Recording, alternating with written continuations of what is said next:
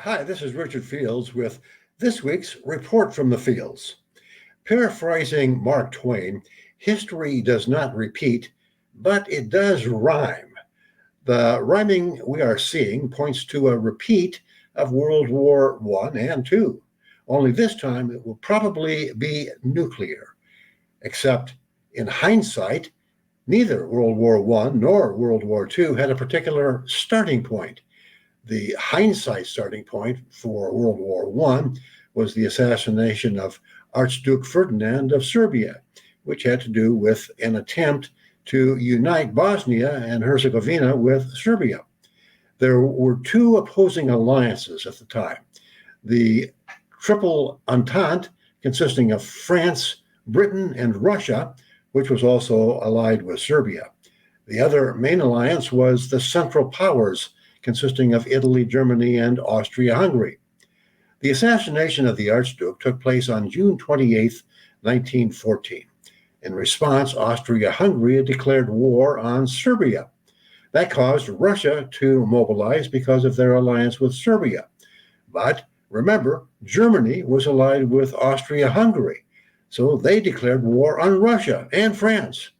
Britain, which was allied with France and Russia, then declared war on Germany. This all happened within about 6 weeks. Later, due to the perfidy of Woodrow Wilson, the United States, who had no dogs in this European fight, entered the war on the side of Britain and France. In World War II, the alliances were Germany, Italy, and Japan versus ultimately pretty much the rest of the world.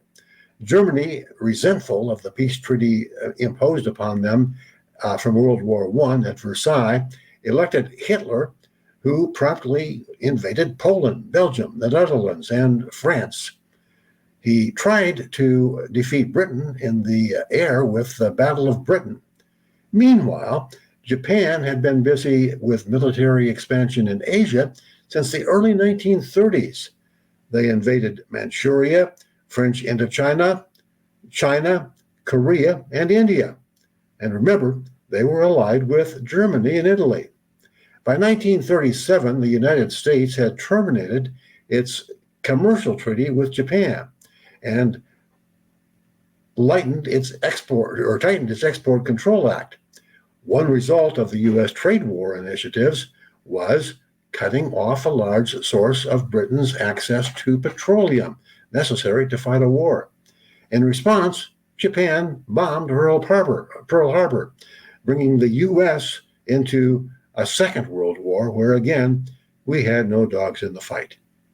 Today, the alliances are the North American Treaty Organization, NATO, consisting of most of Western Europe and the United States. On the other side is an alliance of Russia and China, with a lot of cooperation from Iran, India, and possibly the OPEC countries. Most of the rest of the world are looking to see which direction the wind will blow. The Obama administration, CIA, covertly backed a coup in Ukraine, which deposed the duly elected president of Ukraine, who was aligned with Russia, more aligned with Russia than the West. Later, discussions with the new Ukraine government, including admitting Ukraine into the UN or into NATO in response to Russia's into NATO. In response, Russia massed troops on the borders of Ukraine.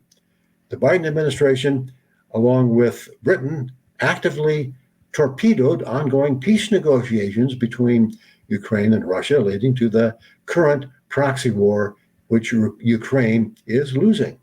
Now, people who run the Biden administration have okayed allowing Ukraine to use U.S. manufactured missiles to attack the interior of Russia. Meanwhile, Biden's handlers have doubled down on Trump's trade sanctions on China. Remember, China is Russia's new best friend. The rhymes with history are there. Step by step, we are escalating a conflict. And once again, we have no dogs in this fight. Unfortunately, we are getting the rhyming part. World War II will not be fought with M15s, tanks, jet fighters, or bazookas. It could very well be fought with nuclear weapons. Libertarians know that other than a few weapons manufacturers and battlefield medical suppliers, we all lose from war. In World War III, we could possibly lose permanently. This is Richard Fields with this week's Report from the Fields. See you again next week, I hope.